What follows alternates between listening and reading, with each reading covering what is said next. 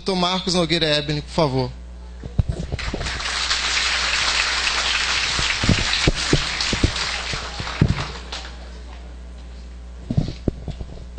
É bom demais estar aqui, principalmente falar sobre a questão maior.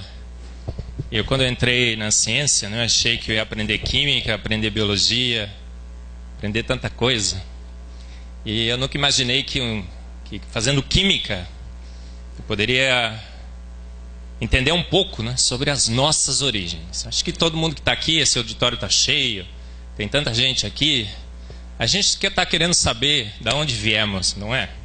Você quer saber se realmente você é o produto daquela sopa primordial, se você é um amontoado de matéria, se o seu destino final é a aniquilação, você está aqui por acaso, você foi um acidente, ou se você está aqui porque uma mente inteligente, um ser consciente te fez do jeitinho que você é, não é? Você não quer saber? Ou você quer se enganar em teorias, quer se iludir com uma história que te foi contada, ou você está em busca da verdade? É isso que eu estou. Eu estou em busca da verdade. Se um dia me provarem que eu evoluí, lenta, gradual e sucessivamente, eu vou ser ateu. Óbvio que vou. Vou me divertir, como Dawkins aconselhou naquele ônibus lá em Londres. Vamos para Gandaia, não é assim que ele disse? Vamos, a gente não precisa se preocupar, vamos nos divertir. Mas se a minha razão, se a minha consciência, se meus dados, se minha química mostrar que não foi assim, que realmente eu fui planejado, que uma mente consciente, inteligente me fez do jeitinho que eu sou, eu vou mudar a minha atitude em relação à vida. Os meus valores vão ser diferentes, não é assim? Então a gente, como cientista, à procura da verdade, como o Enécio falou aqui, a gente tem que pegar as evidências, deixar a nossa subjetividade lá em casa, o que a gente gosta, o que a gente não gosta, e concluir pela verdade. A gente, como você é professor de uma universidade pública federal, como eu também sou, a gente é pago para procurar a verdade. A gente não é pago para chegar para uma audiência como essa e falar assim, gente, a teoria que eu gosto é essa, e acabou, eu vou te dizer que foi assim. Não. Você vai ser injusto. Você vai fazer um ato contra quem te paga se você for colocar o seu gosto, a sua opinião. Você tem que analisar os fatos e dizer a verdade. Goste ou não, doa quem doer. Então é isso que a gente faz em ciência. Essa é a ciência com C que o Marcos mencionou aqui. Ciência é a busca desapaixonada e despreconceituosa sobre as verdades do universo e da vida. E tudo que a gente não faz hoje em ciência é isso. A gente faz uma ciência preconceituosa. Partimos do pressuposto que só existe energia e matéria nesse universo e a gente conclui que foi a energia e matéria. Que somos constituídos de energia e matéria. A gente parte do pressuposto que as forças naturais dominam esse universo, criaram o universo, e a gente chega à conclusão que foram as forças naturais. Pode. Ciência preconceituosa, partindo de preconceitos, de pré-definições de como o universo e a vida funciona. Não, nessa ciência eu estou fora. Então a nossa luta no design inteligente, eu, o Enésio, esses malucos, beleza, que a gente apanha por aí, fala que vai falar na universidade pública, sai os blogs falando aí, pseudociência, olha só que absurdo, A gente está aqui por quê? Porque você acha que a gente gosta de apanhar? Você acha que eu gosto de apanhar? Eu gosto de seguir os dados, e eu detesto defender teorias equivocadas. Só porque é o paradigma, só porque é o consenso científico. Eu me recuso a chegar perante os meus alunos e falar, você evoluiu da sopa primordial. Por quê? Porque não faz sentido, gente. Não tem razão nenhuma. A minha química, a minha bioquímica que eu conheço não diz que isso é possível. Como eu posso encarar os meus alunos e dizer que foi assim? Então a gente está aqui à busca da verdade. A gente quer conhecer, quer avaliar. quer ver realmente quais são as evidências. A gente quer optar pela opção mais viável, pela inferência que bata com os dados bioquímicos, físicos, biológicos. É isso que a gente quer. Quer não, a gente é obrigado a fazer, não é? A gente é pago para fazer isso, com recursos públicos. Então a gente tem que deixar o nosso gosto lá em casa. E é isso que eu quero discutir com você. Quais são as evidências do ponto de vista químico e bioquímico? E a partir dessas evidências, qual é a melhor inferência? E hoje o título da palestra fala sobre a complexidade irredutível. O Marcos já falou sobre isso aqui, né? O Darwin disse isso uma vez. Se pudesse demonstrar, né, que um órgão complexo não pudesse ser formado por modificações lentas, graduais e sucessivas, a minha teoria estaria arruinada. E aí, Darwin estava pensando sobre a vida, mas o meu argumento hoje expande a vida. Nós vamos falar que, na realidade, essa complexidade que não pode ser formada através de processos lentos, graduais e sucessivos, essa complexidade que não se pode reduzir, ela se vê na vida, sim, mas ela também se vê no universo como um todo. O universo como um todo é permeado de sistemas de complexidade irredutível.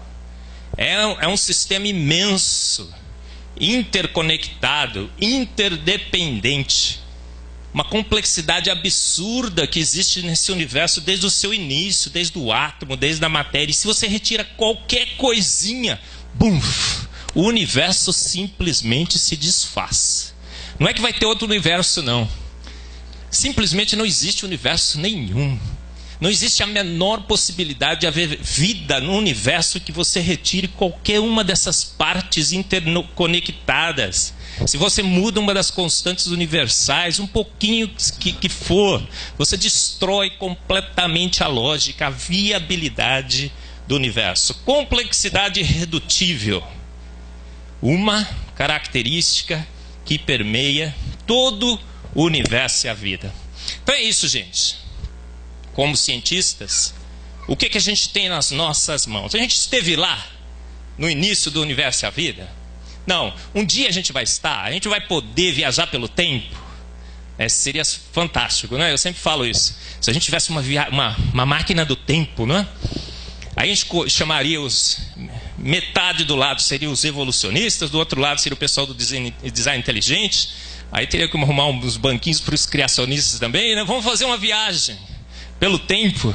E vamos lá no início da criação do universo da vida. Vamos tirar essa questão, prova dos 9. Mas, gente, isso não é possível. Se uma máquina do tempo já fosse... Se a gente imaginar que no futuro alguém criou uma máquina do tempo, os visitantes do tempo já teriam nos visitado. Então, provavelmente nunca vai existir essa máquina. A gente nunca vai poder tirar a prova dos 9. A gente não esteve lá no momento da formação do universo e da vida, mas nós temos a obra nas nossas mãos. A gente tem o universo e a gente tem a vida. E a gente sabe que o universo e a vida são o quê? São efeitos. E em lógica, na filosofia, a gente sabe que todo efeito chama por uma causa. E a gente sabe que o universo e a vida teve uma causa. E o que a gente está em ciência procurando? Uma causa conhecida. Ciência pode apelar pelos ETs? Me diga se pode. Ciência com C maiúscula, pode dizer que foram os ETs? Alguém já viu um ET por aí? A gente, como cientista, já pegou um ET, já analisou e tudo, não existe. Tal, então, a apelação para os ETs não é uma apelação científica. Por quê? Você pode dizer que foi, mas não é uma afirmação que possa ser corroborada e confirmada pela ciência, porque não é uma causa conhecida. Então, a gente está em busca de causas conhecidas e causas necessárias e suficientes. Ela tem que ser suficiente, ela tem que ter a capacidade de criar o universo e a vida. Então é isso que a gente está procurando. Multiuniversos. Será que é uma opção cientificamente válida? E a gente sabe em ciência que existem apenas 2 causas possíveis para o universo e a vida. Outro dia um aluno meu falou assim: mas Marcos, fica essa discussão aí entre evolucionistas, design inteligente, criacionistas, mas vocês só pensam nessas duas causas e as outras. Eu falei, mas quais seriam as outras? Gente, a gente sabe que todo o efeito desse universo, todo o efeito nesse universo só pode ter tido duas causas. Ou foram as forças naturais, ou foram causas naturais, ou foi uma ação inteligente. Eu costumo dar o exemplo daquele avião da Air France, que caiu num voo entre o Rio de Janeiro e Paris. Lembra? Tinha um professor amigo meu, Otávio Antunes, ia passar um mês em Paris, como eu passei recentemente, maravilhoso, eu recomendo para todos vocês. Um mês em Paris, do lado da Notre Dame, ali, uma coisa fantástica. Ele ia passar um mês em Paris, com sua esposa e seu filho. Ele estava no avião, o avião caiu. Morreram todos, não morreram todos? Alguém esteve lá para presenciar? Não. Alguém poderia ter absoluta certeza do que derrubou aquele avião? Não. Mas todo mundo sabia o que teria sido forças naturais ou uma ação inteligente, não foi? Ah, uma turbulência, forças naturais. Um raio atingiu o avião, forças naturais, uma ação natural. Ou uma mente inteligente, um terrorista explodiu o avião. O piloto derrubou o avião. E aí todos queriam ver as evidências, até que acharam a caixa preta do avião. E aí o que aconteceu? Descobriram que foi uma ação pouco inteligente. Inteligente sim, mas pouco inteligente, né? O sujeito ficou segurando o manque lá do avião, mas caiu. O avião, disse que o piloto estava lá em algum lugar no avião, não foi? É isso, gente. Todos os efeitos só podem ter essas duas causas. Forças naturais. Quais são as três forças naturais que agem nesse universo? As forças nucleares, fortes e fracas, o eletromagnetismo e a gravidade. Ou então, você é fruto da ação de forças naturais, eletromagnetismo e gravidade nesse universo. Você foi causado pelas forças naturais, ou você é fruto de uma mente inteligente. Essas são as duas opções que a ciência e os seus cientistas, eles não têm a opção de considerar. Nós, como cientistas, nós temos a obrigação de considerar essas duas opções. Não é tua opção, nem minha. Principalmente pagos com recursos públicos. Principalmente numa universidade federal, como estamos aqui, numa universidade estadual, como eu estou lá na Universidade Estadual de Campinas, pagos por recursos públicos, de gente que tem as diversas opiniões, por ateus, por católicos, por espíritas, por agnósticos. Nós somos pagos para quê? Eles nos pagam para a gente procurar a verdade. Você tem um gosto, não tem? Ah, eu acho que foi isso, mas você, como professor universitário, pesquisador, você não pode pôr o seu gosto na mesa. Não pode. Você tem que deixar a sua subjetividade lá em casa e você tem que trabalhar com essas duas opções. A gente tem que fazer isso. Testar as duas hipóteses. Aí o cara fala o seguinte: ah, mas Marcos, a ciência já excluiu essa possibilidade em 1859. E a gente sabe que foram as forças naturais e a gente não consegue acessar a ação de uma mente inteligente. Alguém já disse isso: a hipótese de Deus não pode ser testada pela ciência. Quem disse que não? Quem disse que não? A gente faz isso todos os dias em ciência, gente. Os exemplos clássicos são esse da arqueologia. Quando o arqueólogo está lá pegando as pedras, por que ele vai removendo as pedras e não dá bola para as pedras? A gente sabe disso porque aqui existem padrões da ação exclusiva de forças naturais, não é? Mas quando ele acha uma ponta de uma flecha, ele imediatamente para e reconhece. Ele viu o sujeito que fez a flecha? Ele esteve lá testemunhando? Não. Mas as evidências são fortíssimas para a ação de uma mente inteligente, causando aquele efeito. Por quê? Você vê engenharia, você vê otimização, você vê planejamento. O sujeito que fez aquela ponta fez leve o suficiente para poder lançar a distância, mas pesada o suficiente para que quando atingisse a pele do animal pudesse perfurar. Ele afiou as pontas, ele colocou ganchinhos, ele colocou um encaixe para a flecha. Então são padrões facilmente reconhecidos da ação de uma mente inteligente, que transcendem a capacidade das forças naturais. A gente sabe que uma força natural não poderia ter criado aquilo. Foi uma mente inteligente. E o arqueólogo fala, foi uma mente inteligente que criou isso. A gente gasta milhões e milhões de dólares prospectando o universo através de sinais de mente inteligente, não faz? O programa 7 tem lá as antenas monitorando o espaço. Tem estratégias, tem algoritmos que são utilizados para analisar os sinais, para ir atrás de sinais de mentes inteligentes. Outro dia, não sei se você vai ler no meu livro, Fomos Planejados, está descrito lá, tem um artigo e tudo mais. Matemáticos do Cazaquistão. Aí um blog evolucionista falou assim, não, é matemático do Cazaquistão. Não deve ser levado em consideração.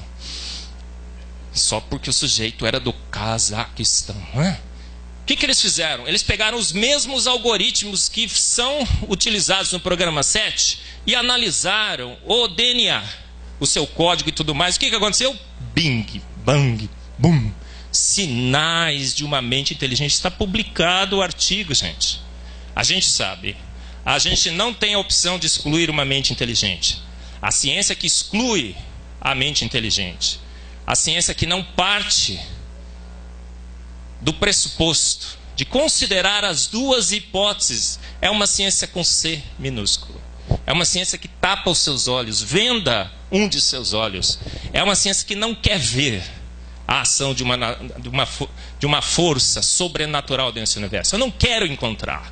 Então eu não vou partir desse pressuposto. Então é uma ciência preconceituosa. É uma ciência que parte dos preconceitos do materialismo filosófico. É essa ciência que a gente faz hoje.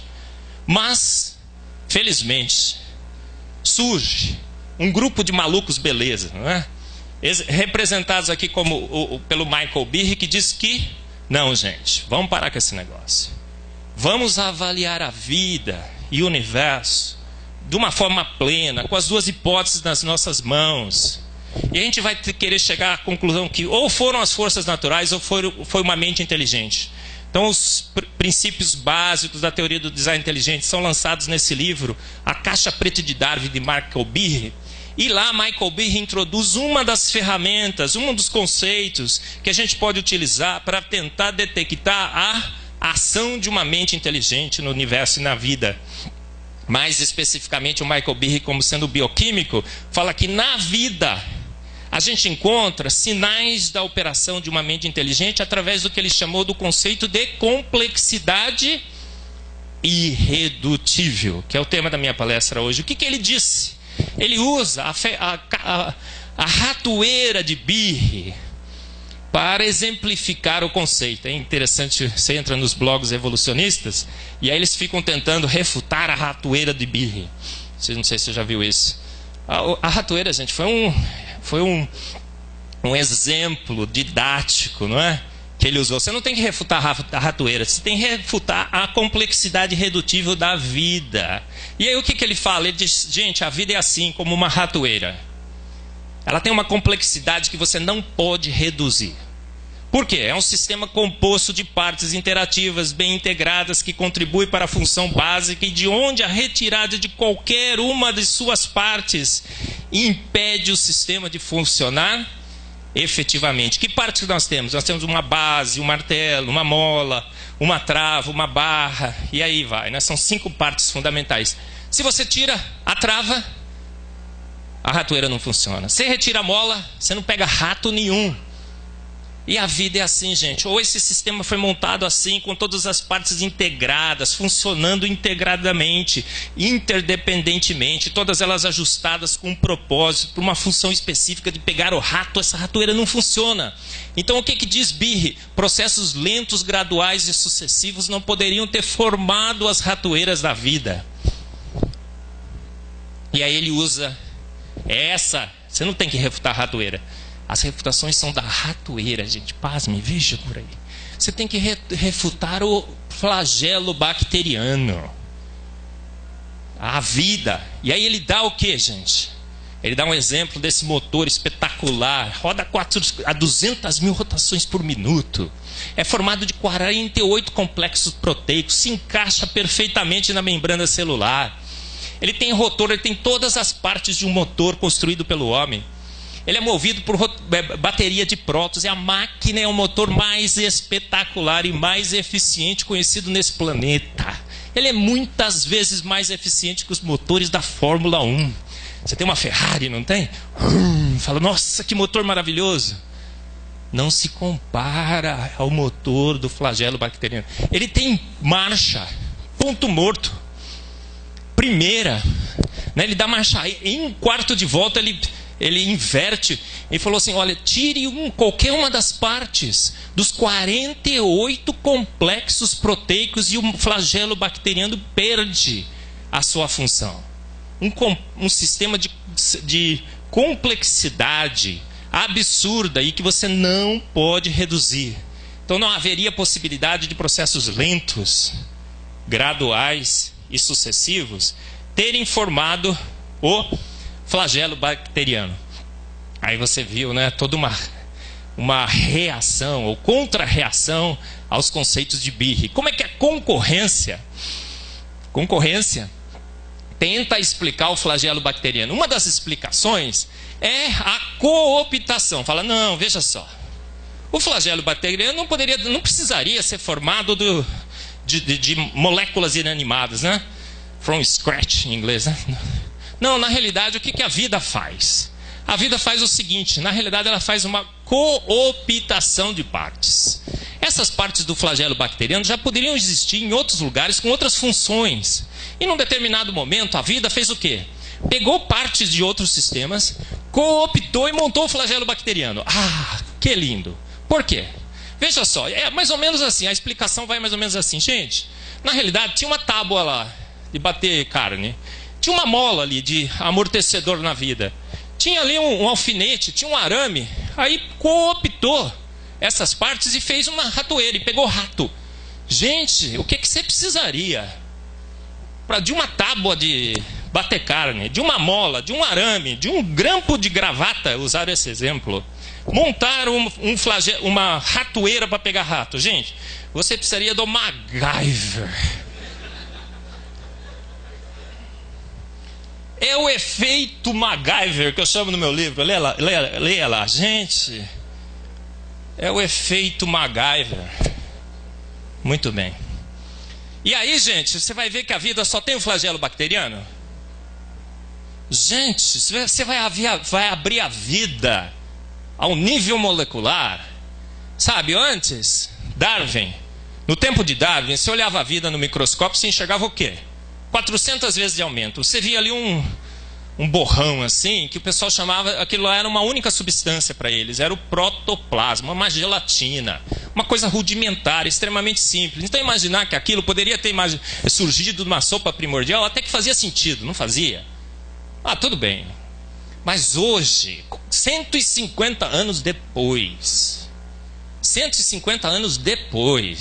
você abre a vida ao nível atômico e molecular, com os microscópios que existem, fluorescência de raio-x, microscopia atômica, espectrometria de massas, a mãe de todas as técnicas, não é?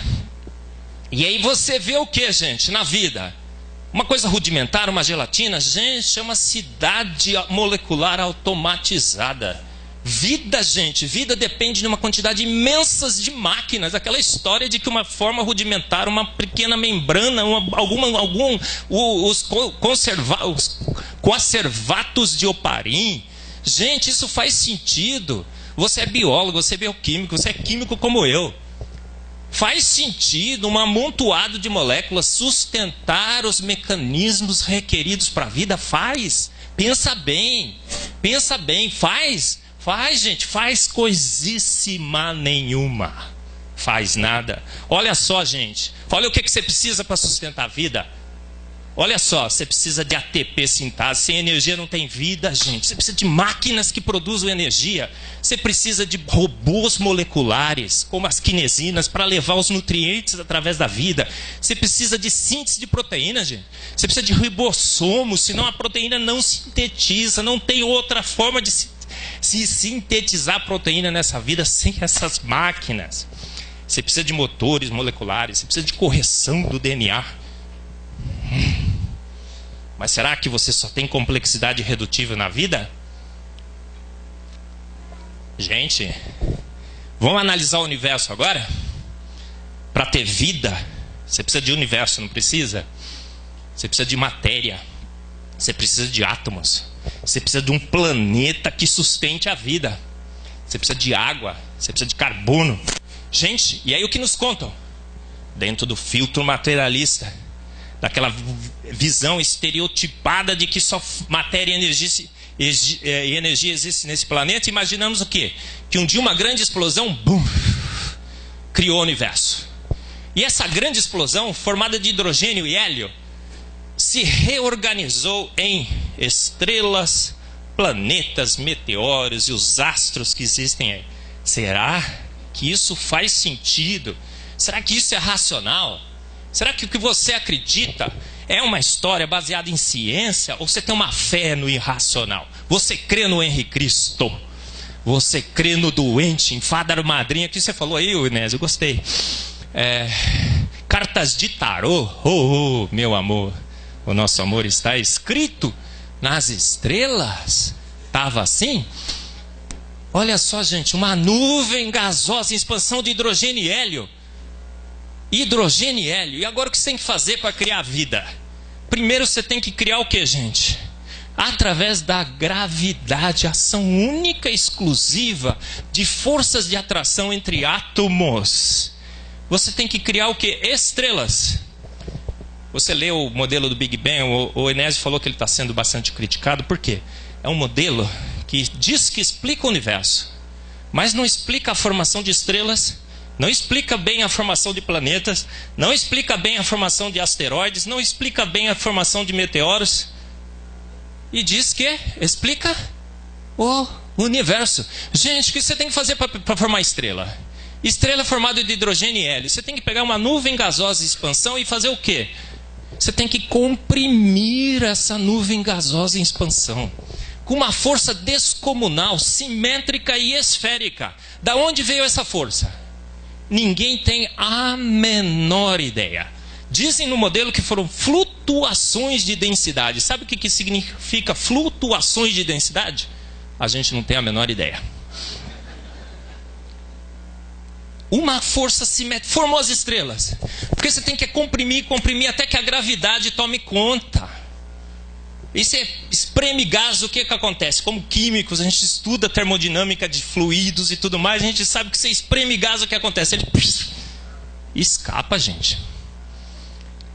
Mas as estrelas se formaram, não é? A única coisa que a gente sabe é que ocorreu. E aí as estrelas se formam.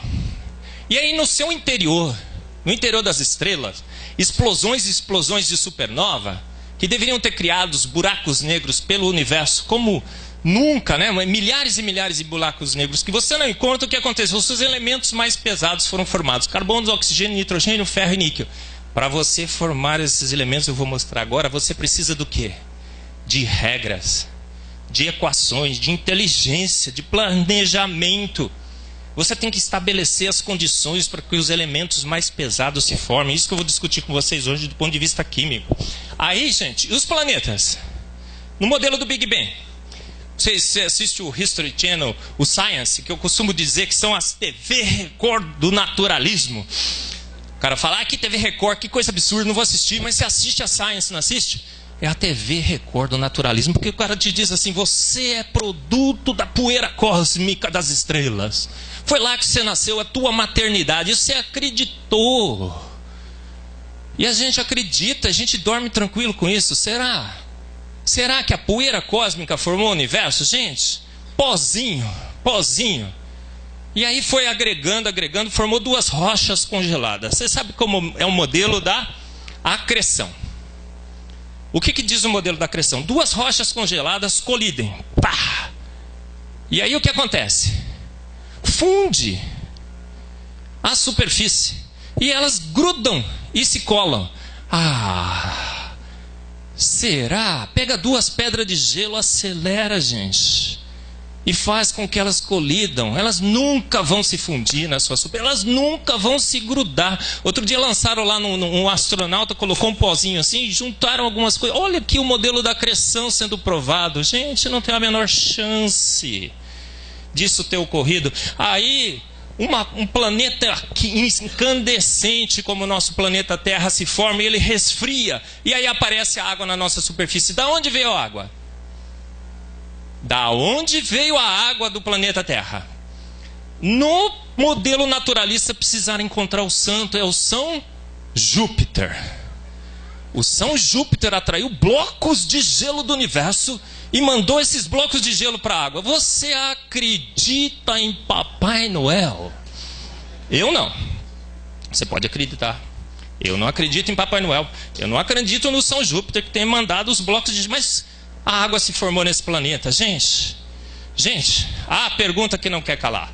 Grande acidente, ganhamos na loteria cósmica, o São Júpiter mandou a água, os bloquinhos de rocha se soldaram, os elementos mais pesados se formaram nas estrelas, o gás se condensou. Ou a gente tem que admitir que o universo é uma obra intencional, uma mente inteligente orquestrou e planejou tudo isso.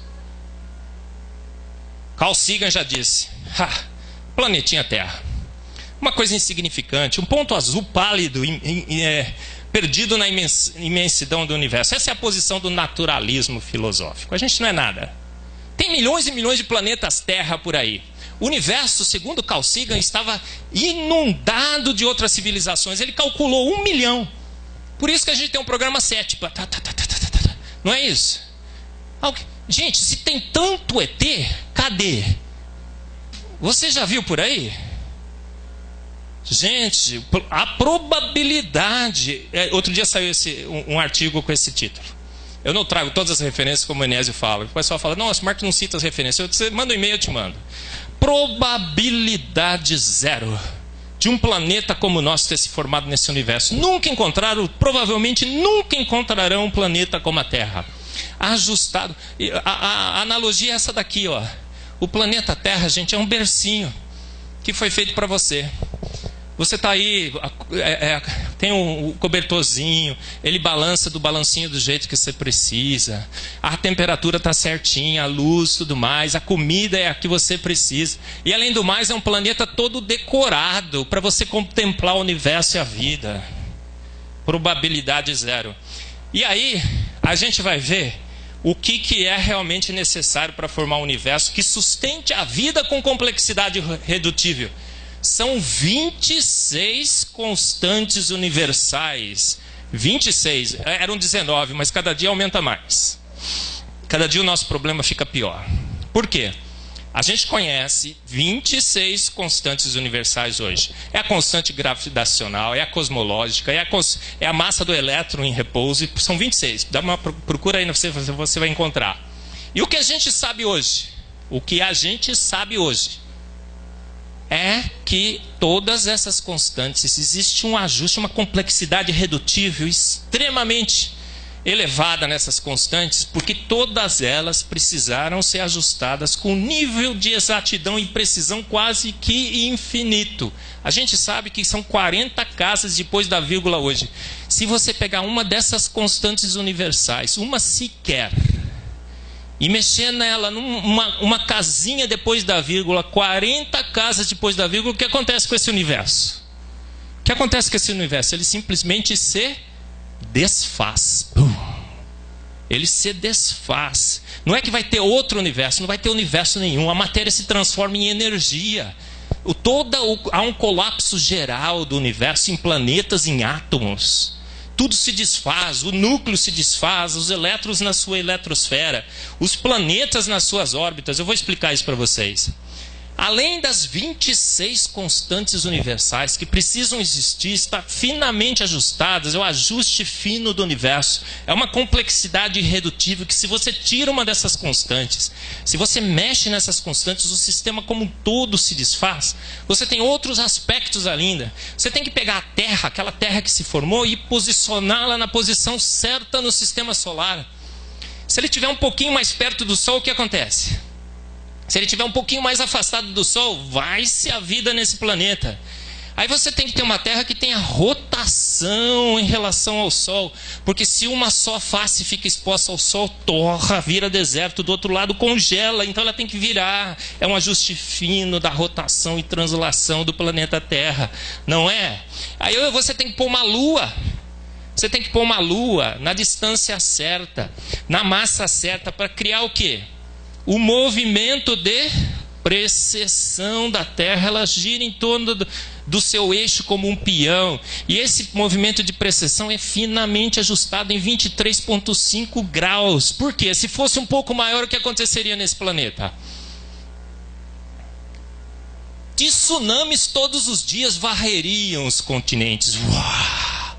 Se fosse um pouco menor, o que aconteceria? A água ficaria estagnada. E a água estagnada é dengue.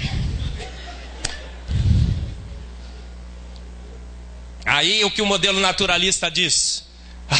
Ganhamos na loteria do universo. Um astro imenso colidiu com a Terra e glupt, tirou uma lua. E a lua veio no tamanho certinho, na distância certinha, na rotação certinha, para criar um movimento de precessão. Você crê em Papai Noel? Você crê na sorte grande do universo? Gente, aí não é só ajustar as 26 constantes universais, não é só criar um planeta que fique posicionado bem em relação ao Sol, que tenha rotação, que tenha translação, que tenha precessão com a Lua. Você tem que proteger a sua Terra, porque tem meteoros, tem astros. Você lembra o que aconteceu na Rússia recentemente? Você tem que proteger, e mesmo assim a proteção às vezes falha, né? A gente está discutindo isso teológica e filosoficamente. A proteção falha, mas aí o que acontece, gente? Júpiter e Saturno, eles não são santos que mandaram água para nós, mas são os nossos escudos. Guardiões planetários, cometas e asteroides que tentam atingir a Terra são barrados pela força gravitacional de Júpiter. E os asteroides que passam fazem o quê? Marte dá o tapa final, não é assim? O Jupitão lá, né, aquele grandão, atrai os... Passou um cara, escapou. Marte fala, deixa comigo, eu vou aguentar ele aqui. Gente, o campo magnético, você sabe que o Sol tem o tal do vento solar, não tem? O vento solar, gente, é uma radiação extremamente danosa à vida. São íons, são partículas alfa, são elétrons, são carga.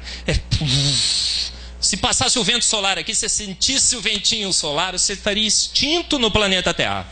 Agora, as 26 constantes universais, as propriedades físico-químicas, eletromagnéticas, foram finamente ajustadas para quê? Para o que a gente tem no centro do planeta? A gente tem ferro e níquel. Pressão, temperatura faz o quê?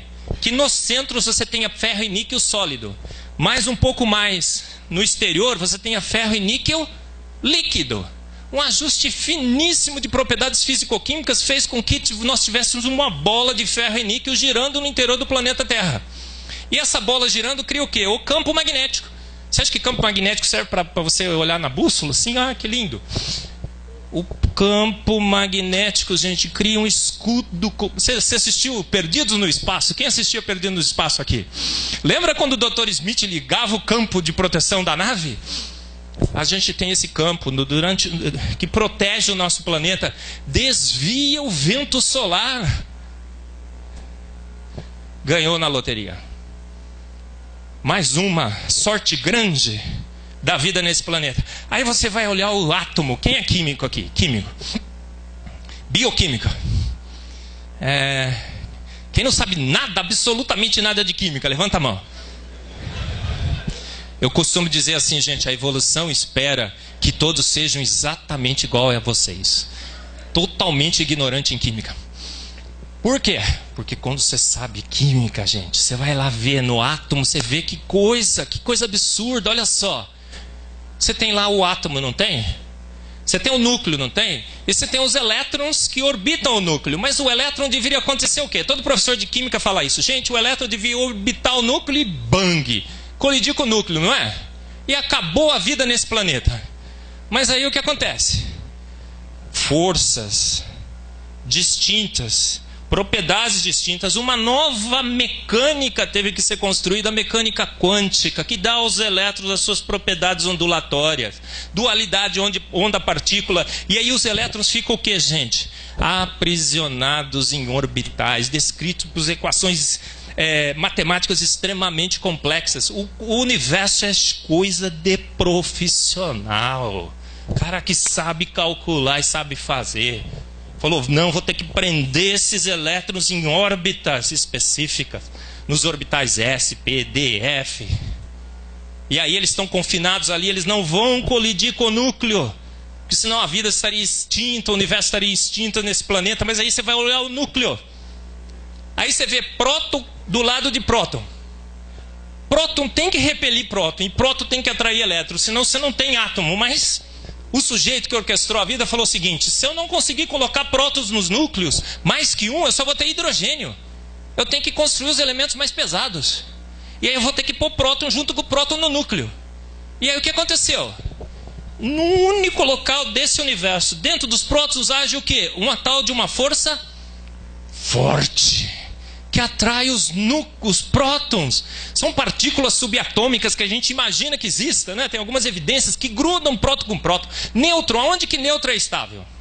Você já viu um feixe de nêutron por aí?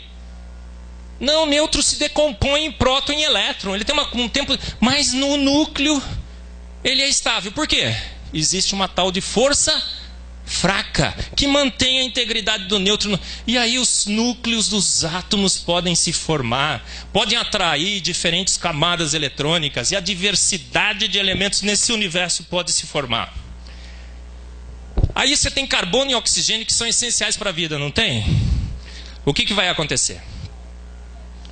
Gente, segundo o modelo naturalista, hidrogênio e hélio reagiram entre si e no núcleo das estrelas formaram carbono. Você sabia que carbono não deveria existir? Segundo todos os modelos naturalistas, o carbono não deveria existir. Por quê?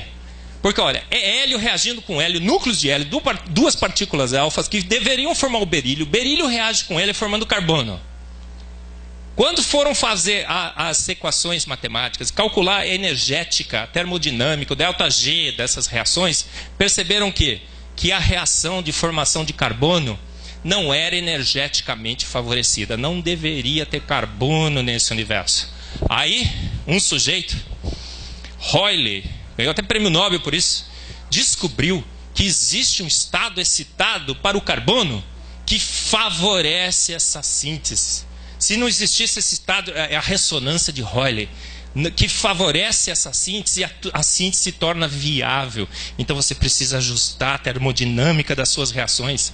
As duas reações de partícula alfa formando berílio, o ΔH é extremamente calculado, é preciso para favorecer essa reação. Para formar carbono, você precisa ter um estado excitado específico para que depois decaia e forme carbono.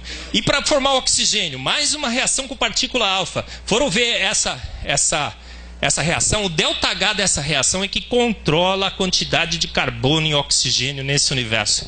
Se o ΔH fosse um pouco mais favorecido, todo o carbono teria se transformado em oxigênio. Se ele fosse um pouco menos, carbono não teria se transformado em oxigênio. Então a gente tem a proporção certa de carbono e oxigênio nesse planeta. Por quê? Porque as equações matemáticas e as termodinâmicas, os ΔH dessas reações foram finamente ajustados. Você ganhou na... E o princípio de exclusão de Pauli. Gente, quantos elétrons pode ocupar o mesmo orbital? Aí todo mundo sabe, né? Quem aqui? Você é química, né? Quantos elétrons, que está segurando a câmera ali, quantos elétrons pode ocupar o mesmo orbital? 2. Mas quem disse que são 2, gente? É uma regra. Uma regra que permeia esse universo, mas ninguém sabe explicar por quê. Ela existe simplesmente porque existe. É a mecânica quântica. Você vai olhar na mecânica quântica, ela emana de outras regras que aparecem na mecânica quântica. Existe alguém que disse 2 só por orbital e acabou. Estabeleceu as condições para que, porque se não tivesse o princípio de exclusão de Pauli, o que aconteceria com a matéria? Todo mundo aqui, a gente fazia assim, ó, buf, e condensava num ponto minúsculo. A gente é praticamente vazio, não é? Por quê? Porque os elétrons se propagam em camadas. E aí, se não tivesse o princípio de exclusão de Pauli, todos os elétrons colapsariam para a primeira camada e ocupariam o mesmo orbital. E aí toda a periodicidade da vida dos elementos foi estabelecida por um princípio, por uma regra mágica. Números mágicos que a gente observa em química, a regra do octeto, as camadas e tudo mais. Há uma periodicidade, há uma regra, há uma ordem na vida. De uma explosão, você acredita nisso? É a melhor inferência. Aí você vai olhar o planeta água. A água é essencial para a vida, ela tem 68 propriedades fisicoquímicas únicas. 68 propriedades que só a água tem. Aí eu não vou mencionar todas, né? Porque senão estouro mais meu tempo. Eu vou comer um pouco, tá? 68 propriedades, gente.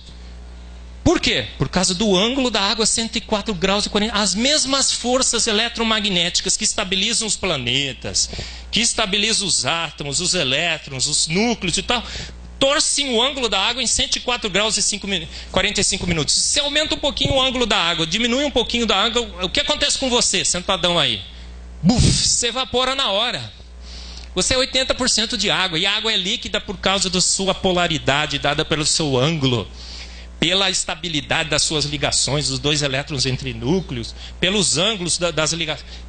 Água, gente, formar água é coisa de profissional. Você tem que acertar suas propriedades fisicoquímicas para que ela tenha o calor específico correto, para que ela funcione, tenha o efeito de capilaridade, para que o gelo seja menos denso do que a água, cubra o lago durante o frio, os peixes não morram. Não é assim? Não é assim, gente? Não é isso que a gente observa em ciência? E aí você vai olhar a vida, agora chegamos na vida. Vai olhar a sua célula. Outro dia apareceu um trabalho na Nature, disse assim, pusemos detergente, formou uma parede lá, olha só, a vida poderia ter surgido. Gente, isso é ilusão, é falácia. Célula, a membrana celular é coisa de profissional. A gente sabe que detergente deixado ao acaso vira o quê? Micela. Fica na superfície, mas nunca dupla camadas. Você precisa, para formar dupla camada, dessas moléculas espetaculares aqui. Engenharia química ao seu extremo são os fosfolipídios, gente. Você precisa de uma cabeça polar, um grupo fosfato. Você precisa de glicerol, você precisa de cadeias alquílicas longas, com insaturações cis, as insaturações nas posições corretas, e você precisa de um único. Não, a membrana celular se estabelece porque ela tem um coquetel de fosfolipídios. E esse coquetel é ajustado em função da temperatura do meio. Se esse coquetel fica fixo, a membrana estoura. Por isso que quando você aguenta a sua febre até 41 graus. Porque 42 você corre com a sua criança para o médico. As mães com 37,2 já vai, né? Passou o 0,1 já leva. Mas por que você não...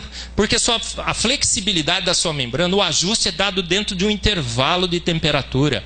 A membrana celular se rompe e tem um sensor de temperatura que ajusta esse coquetel. Mas aí você fala, uma membrana rudimentar, gente, você precisa de ter proteínas intercaladas nessa membrana. Não é só uma membrana. Você tem que ter comunicação com o meio ambiente. Tem que entrar e sair água, não tem? E aí você tem aqui as aquaporinas, os filtros mais eficientes de água desse planeta, que se instalam nas suas membranas celulares. E aí deixa passar água pura, 100% cristalina. O diâmetro aqui é para passar água. Mas todo químico sabe que se passasse água, passaria ácido junto, H+, porque a água é um fio de próton. Mas exatamente na posição em que a água passa aqui, nessa posição do filtro, tem o que lá? Uma asparagina. A asparagina é um aminoácido que forma 2 ligações de hidrogênio. Para o pessoal que não sabe química. E sabe o que ele faz? Quando a água passa, ele torce a molécula de água. faz um clique, ele corta o fio de prótons. Então a água está passando, fica assim, ó, clique, clique, clique, clique, e vai passando água pura e não passa ácido. Você ganhou na loteria da vida? Você acha que processos naturais não guiados? Você acha? Pode achar, mas eu não acho. Eu me recuso a acreditar que processos naturais não guiados. Porque eu teria uma fé irracional que não bate com meus dados, não bate com a minha química. Um processo natural não guiado pôs uma asparagina lá, e se não tivesse esse filtro desde o início, a vida estaria aniquilada, não formaria vida nenhuma nesse planeta. Sem comunicação, sem entrada e saída de água, não tem vida, gente. Sem motores conectados nessas paredes, sem os robôs moleculares. A quinesina, gente, é um robô. Você assistiu os Jetsons, né? Quem assistiu os Jetsons aqui? Esse cabelinho branco, agora está passando de novo, tal, tudo bem. Aquele robozinho, você tem dentro de você milhões e milhões desses robozinhos. São as quinesinas. Sabe o que ela faz? A aquaporina é aquele filtro, essas são as quinesinas. Ele pega os nutrientes naquelas sacolas, pelas rodovias celulares, milhões e milhões de quilômetros de rodovias celulares, ele vai assim, ó, ele vai, eu vou, né? Ele vai caminhando, ele tem pezinhos que faz assim, ó, do jeito que eu estou fazendo aqui, ó, trançando os pezinhos moleculares. Ele tem mão e pés moleculares que levam para lá e para cá. Processos naturais não guiados, não intencionais, um grande acidente formou esses robôs. Você acha que isso é lógico? Aí você vê as proteínas da vida. As proteínas da vida. O que acontece com as proteínas da vida? Você vai lá, você vai olhar os aminoácidos que as constituem. Existem 2 tipos de aminoácidos nesse planeta. Agora eu vou falar um quimiquês bem pesado. E você tem 2 formas. A forma mão direita e a forma mão esquerda. Todo processo natural não guiado forma essas 2 formas. Uma mistura racêmica. A gente sabe disso. Você deixou lá por um acaso, vai formar as 2. Dá um trabalhão, mente inteligente, tudo para formar uma só. E aí você vai olhar a vida nas proteínas, você vê que ela é 100% de aminoácidos de uma forma só. A forma L, a mão esquerda. E você vai ver que isso é essencial para a integridade das formas das suas proteínas. Se você coloca um único aminoácido de quiralidade errada, você torce a sua proteína e ela perde completamente a função. Então qual é a conclusão? Só tem um deles. Qual é a conclusão? A vida nesse planeta surgiu de um ambiente enantiomericamente puro e selecionado, só tinha o L lá. Não existe nenhum processo natural não guiado, nenhuma força, nenhum processo em química conhecido. Tá, um dia vão descobrir, pode ser. Mas hoje não se conhece nenhum processo natural não guiado que pudesse ter feito essa função. Foi enriquecendo lenta, gradual e sucessivamente durante o tempo. São tempo não teria nenhuma possibilidade, muito menos a seleção natural. Agora as loiras que me desculpem. A santa loira da evolução.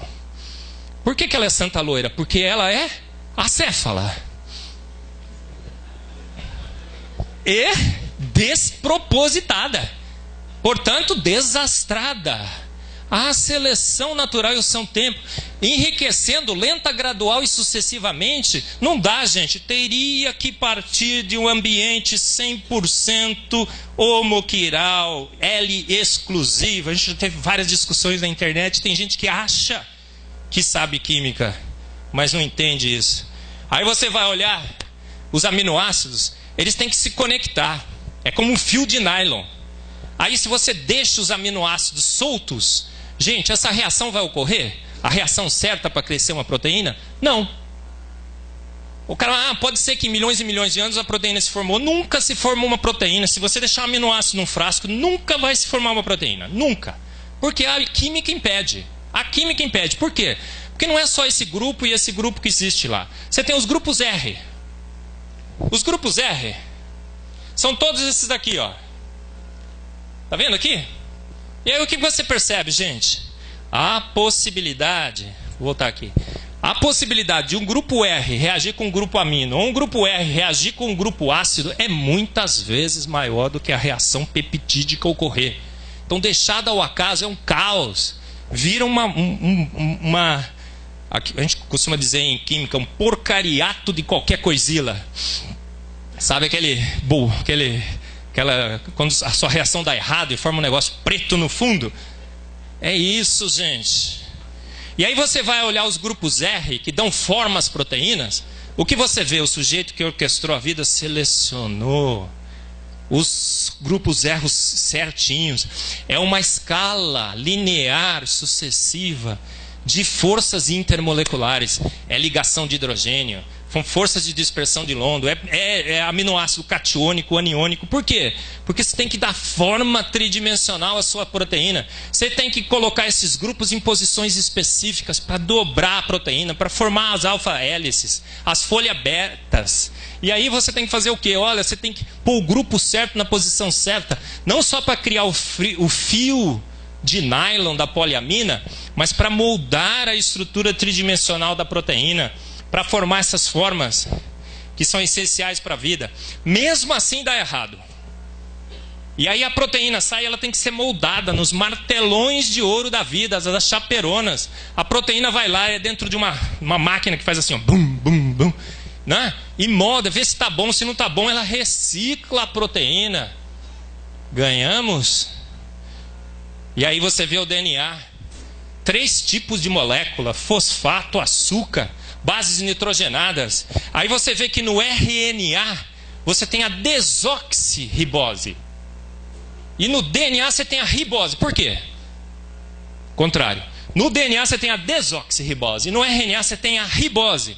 Por quê, gente? Esse OH e o fosfato, no DNA, vem uma base, tira esse OH, o oxigênio ataca o fosfato e degrada o DNA. Então o RNA. O RNA, ele tem que ter um tempo de vida curto. E é exatamente isso, por isso que foi escolhida a ribose. O DNA tem que ter uma vida longa. Então o que foi feito? Tira o OH daí. E tem toda uma maquinaria da vida para tirar a hidroxila da ribose. Para você fazer a ligação fosfato-açúcar, ela não ocorre, ela precisa de enzimas, ela é extremamente lenta. As 4 bases nitrogenadas são feitas para encaixar perfeitamente no DNA. São 25 angstroms. Então é uma com um anel de um anel e outra com 2. É a Aguinaldo Timóteo e Gal Costa. É o critério de seletividade abstrato, uma regra mágica de emparelhamento de bases que nem o São Tempo e nem a santa loira da evolução conseguiriam fazer. Gente, e o açúcar do DNA e do RNA? Enantiomericamente puro, do tipo D. Porque se você coloca um açúcar que vira para o lado de errado, você quebra a dupla hélice. Você não pode ter nenhum açúcar com a quiralidade hélice, senão você destrói a lógica da molécula da vida. Código genético. A redundância genética. O sujeito que orquestrou a vida falou assim: esse código vai errar. Aonde eu vou errar? Aonde ele vai errar, o que eu vou fazer? Eu vou criar 2 códigos que codificam o mesmo aminoácido. Aqui erra mais, a gente sabe disso. A gente vê a frequência dos erros do DNA. Onde erra mais, você tem mais a redundância. 2, 4, 6. Às vezes erra mesmo com a redundância. E aí o aminoácido que é expresso, o que acontece? Ele cai dentro da mesma classe de aminoácidos com as mesmas propriedades físico-químicas. Você ganhou na loteria da vida? Você ganhou na loteria do universo? Pode ser. Aí você vê o código do RNA. Você acha que ele é lido da direita para a esquerda? São 25 mil genes, a gente expressa milhões de proteínas. Como? Com um embaralhamento da informação.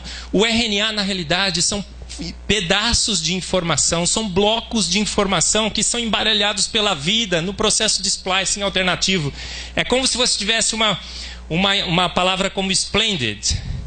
E aí o DNA lixo, né, está no meio aqui como marcadores. Então, da mesma palavra, do mesmo conteúdo de informação, que é o splendid, você faz quantas palavras? Depende de como você combina. Ó, spend, land, end, lead, did. É assim que o DNA funciona. Estratégias de encriptação da informação. E você só lê da primeira para a segunda para a terceira? Não. Você desloca as letrinhas. Você desloca o ponto de início da leitura, você vê que tem ali 3 poemas num só. Você lê da frente para trás, de trás para frente, pulando uma letrinha. É como nessa frase aqui, ó. Eli ama Lia. Pula uma letrinha. Lia mal. Mais uma. Iam ali. Então são estratégias de encriptação, de otimização, de compactação da informação que você vê no código da vida. Enzimas. Tem reações na vida. Você poderia esperar milhões e milhões e milhões de anos. Nunca ocorreria sem a presença da enzima. E o que acontece com a enzima? São um espetáculo de catalisadores. Você tem o sítio ativo. O sítio ativo pega a molécula e segura a molécula. Agora você vai reagir. Aí vem um outro grupo e fala assim, agora eu vou ativar a sua posição de reação aqui, né? Vai cortar o pescoço, né? Aí vem uma serrinha e corta o pescoço. É basicamente isso que acontece. E as reações são aceleradas, milhares e milhares. Ocorrem em frações de segundo, reações que ocorreriam. Então quem veio primeiro? As enzimas. Aí, quem veio primeiro? O DNA expressa proteínas. E um conjunto imenso de proteínas sintetiza o DNA. Quem veio primeiro, o ovo ou a galinha? A pergunta é preconceituosa. Por quê? Porque ela exclui a possibilidade certa. Quem veio primeiro, o ovo ou a galinha? Exclui a possibilidade dos dois terem vindo no mesmo momento, juntos. É isso que a vida nos diz, que o DNA e as proteínas deveriam estar lá desde o início, senão não teria vida. Senão não teria vida. Controle a tudo. Conhece o rei Midas? Ele teve a capacidade de tudo que ele tocasse iria virar ouro, né? Aí ele tocou, o funcionário virou ouro. Que beleza. Tocou a sogra, virou ouro. Nossa! Mas ele tocou a mulher, virou ouro. Nossa, ele gostava da mulher, pasmem. Virou ouro. E aí ele não gostou. Controle a tudo. Aí você vai olhar no DNA, o que você tem? Você tem um gene, não tem?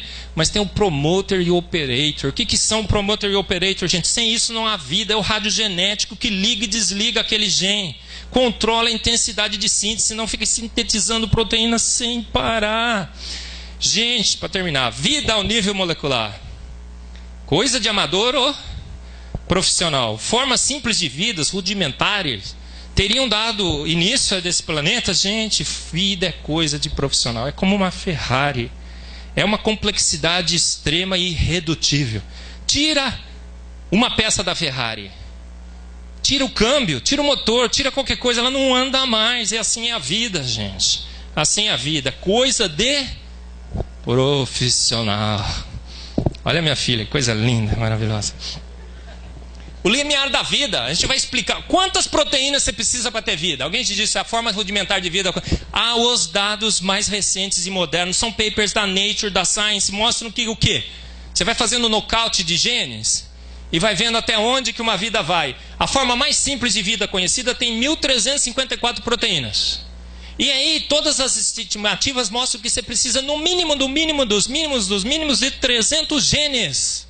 São 300 proteínas funcionais. 300 proteínas funcionais, já falei sobre isso. E qual é a única forma conhecida nesse planeta para sintetizar proteínas?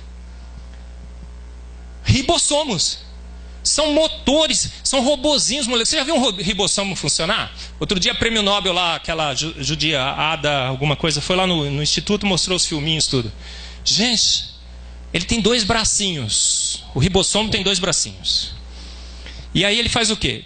O DNA vem aqui embaixo, ele lê a informação e fala, agora eu tenho que pegar aquele. Então ele pega um aminoácido, o tRNA atrás, ele pega com um bracinho, com uma mão ele pega um aminoácido, com outra mão ele pega a proteína e fala, reage aqui, reage o grupo amino reage no grupo carboxilato, no grupo ácido, senão as reações laterais ocorrem.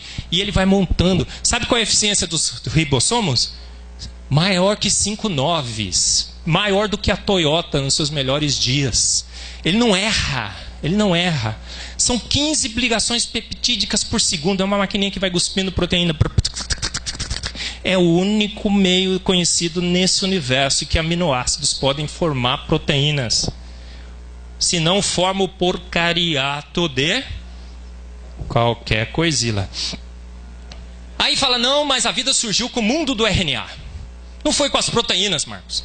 Gente, mundo do RNA, Agora, você não só tem aminoácidos, tem que ter açúcar, tem que ter fosfato, tem que ter bases nitrogenadas. O seu problema se eleva ao cubo. Não existem condições de síntese para você sintetizar bases nitrogenadas e açúcar no mesmo pote. A gente sabe como químico que as condições de síntese são incompatíveis. As cadeias de RNA não crescem. A imensa maioria das fitas de RNA não são autocatalíticas. E no final, o RNA tem que fazer o quê? Sintetizar uma proteína funcional. Então o mundo do RNA, ele leva o seu problema ao cubo e não resolve nada, porque no final ele morre no mundo das proteínas. Você tem que ter dois... mas tem um paper na Science, tem um paper na Nature. Olha aqui, fizemos a fita foi autocatalítica, ela induziu a síntese de proteínas. Aí você vai ler o paper,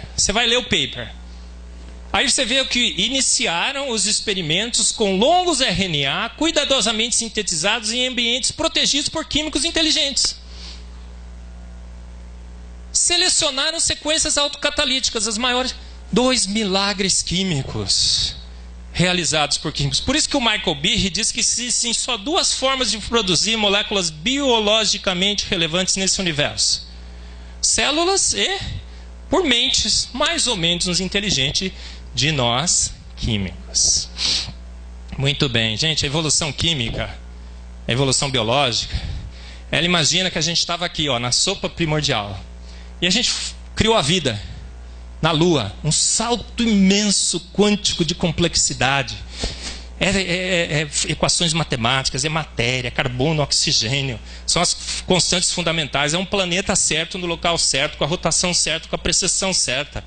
São as proteínas certas, com a quiralidade certa, com as ligações certas. É o DNA certo, com as bases certas e tudo mais. É um pulo gigantesco, gigantesco. E querem nos fazer acreditar que a bicicleta das mutações e da seleção natural te levou lá. Pedalando no nosso planeta, gente, você jamais vai chegar na Lua. Pode pedalar milhões e milhões de anos. Por isso que Francis Crick disse, um homem honesto tem que reconhecer que a evolução da vida por processos naturais não guiados é o quê? Quase um milagre. É uma cascata de milagres. Cascata de milagres. E aí ele disse que o quê? Foram os ETs. O George Wald disse o quê? Temos apenas que contemplar a magnitude do problema para perceber que a geração espontânea da vida é impossível. E ele não é do design inteligente, muito menos criacionista. Mas o que ele disse? Mesmo assim, nós somos o resultado, eu acredito, da geração espontânea. Então existe uma única forma de você acreditar que realmente você evoluiu lenta, gradual e sucessivamente da sopa primordial, e a partir do Lucas chegou aonde você é, através da fé. E de uma fé que eu me recuso a ter, a fé no irracional, a fé na geração espontânea. E as evidências científicas? Matei meu tempo. Desculpa aí, gente, mas tá bom, né? Vamos lá. Gostando ou gostando, tá bom, tá? Porque você vai matar depois. O registro fóssil, Museu da Vida, gente. Aparecimento explosivo da vida. Contra a evolução. Formas aparecem e desaparecem quase inalteradas. Inexistência de mudanças geracionais fixas, as formas tradicionais. Você vê mais filos na base do que em cima. Você tem maior diversificação. Mas a quantidade de filos é menor. É tudo o que você não deveria esperar. Pelo processo lá. O Gold já foi citado. Fósseis vivos. Esse aqui, disseram nos livros de evolução que era o peixinho que criou aquele. Você viu aquele do South Park? Tem um lá sobre evolução. Assista o filminho. YouTube, South Park e evolução. Teve um filho mutante com as suas patinhas mutantes, saiu da água e virou o anfíbio. E aí eles deram o exemplo do selacanto. Olha a patinha mutante. 200 milhões de anos pescaram o selacanto é igualzinho do que está no registro fóssil. 3 milagres de formas de vida que voam. Pássaro veio do dinossauro, um dino virando canário, gente. Eu disse que se um dia eu tivesse que dar essa aula de evolução sobre um dino virando canário, eu pediria um atestado médico e não daria. Porque chegar para um aluno meu e falar assim, gente, tem um réptil com ossos que corre com músculo e que de repente resolve voar e sai batendo as asinhas. Gente, aí a borboleta. Borboleta é outra estratégia. É celulose. É pelo sobre ossos. E você vai olhar no registro fóssil? Pássaro sempre foi pássaro. O Archaeopteryx é um pássaro. Borboleta sempre foi borboleta. Morcego sempre foi morcego. Não existe nenhuma indicação. Gente, dinossauros comiam pássaro. Tá aqui o paper. Biology, tá? Dinossauros. O dinossauro fizeram o proteoma do dinossauro. E aí na conclusão do artigo está assim: sabemos que carne e proteína não dura muito tempo no meio ambiente. Toda dona de casa sabe disso. Põe o peixe fora da geladeira. Deixa o bife fora da geladeira. Sabemos que os dinossauros foram extintos há 70 milhões de anos. Qual a conclusão? Temos que reavaliar a nossa posição de que proteínas duram pouco tempo no meio ambiente. Olha a dificuldade. Muito bem. Aonde essas formas habitam? Já falou aqui, 80% diferente em proteína, 70% só de similaridade de DNA. Onde elas habitam? No registro fóssil? Você tem milhares e milhares e milhares de fósseis de macaco, milhares e milhares e milhares de fósseis de homem. Todas as formas tradicionais, a Lucy, o Neandertal e tudo, ou eram falsas ou eram coladas com durepox. Super bonder. Onde essas formas habitam? Na imaginação dos biólogos evolucionistas, no cartunista que fez isso, ou nos livros didáticos sobre evolução. O Stephen Hawking disse isso: eu não preciso da hipótese de Deus, porque eu sei explicar o universo. No Discovery ele falou, na TV Record do Naturalismo. Tem um documentário lá, assista, ele fala: porque eu sei a receita do universo, é energia, matéria e espaço. Hawking como físico. Você é um péssimo cozinheiro do universo, porque para fazer o universo, gente, é coisa de profissional, como vocês viram aqui. São 26 constantes universais, finamente ajustadas. Você tem que ajustar o átomo, a molécula, você tem que ajustar o DNA, o RNA, você tem que ter regras. Você tem que ter uma complexidade extremamente redutível. Você tira uma dessas condições, qualquer uma delas, o universo e a vida não se viabilizam. Não se viabilizam. Teoria arruinada, o Marx falou isso. Se pudesse demonstrar alguma forma complexa, que não pudesse se formar por modificações lentas, o DNA, Darwin, claro, a ATP sintase, o flagelo bacteriano, a vida, Darwin, como um todo, o universo, Darwin, como um todo. Conclusão, terminei agora. CI do universo e da vida. Gente, você só tem 3 opções. Você vai ter que escolher uma delas. É seu livre-arbítrio. Eu dei as minhas posições, dei as minhas avaliações como químico que sou, como cientista querendo fazer ciência com C maiúsculo. Mas a decisão é sua. Você vai ter que optar. Ou você ganhou, como dizem muitos, na sorte grande da loteria. Como o anão do orçamento. Lembra desse sujeito? Ele falou que ele ganhou 221 vezes na loteria. Você acreditou nele? Por que não? E você acredita que você ganhou 221 vezes na loteria da vida? É a sua opção. Ou dizem que não, na realidade a gente não teve sorte grande. Na realidade esse universo é um de milhões e milhões e milhões de universos. É a teoria do multi-universo, já ouviu falar? Então de tanto jogar na loteria, com os multi-universos, você acabou ganhando com esse. Gente, você acredita na figura mitológica do gerador cósmico de multi-universo, olha lá, soprando universos como bolhas por aí? A teoria de cordas, para que ela se viabilize, o universo teria que ter 13 dimensões finamente ajustadas. O universo, então, se torna muito mais complexo. A explicação é mais complexa do que o universo que ela pretende explicar. E a última opção, é que talvez você não goste, é que uma mente inteligente e consciente, com sua inteligência aparentemente suprema, estabeleceu as leis, afinou de antemão o ajuste de forças e o conjunto de constantes, estabeleceu as regras adicionais necessárias para o controle dessas forças. Mente inteligente, essa é a minha conclusão. É a única causa conhecida, necessária e suficiente para a complexidade do universo e da vida. E é só o Marcos que está falando isso? É uma legião de cientistas do presente e do passado. Leia meu livro, Fomos Planejados. Muito obrigado pela sua atenção.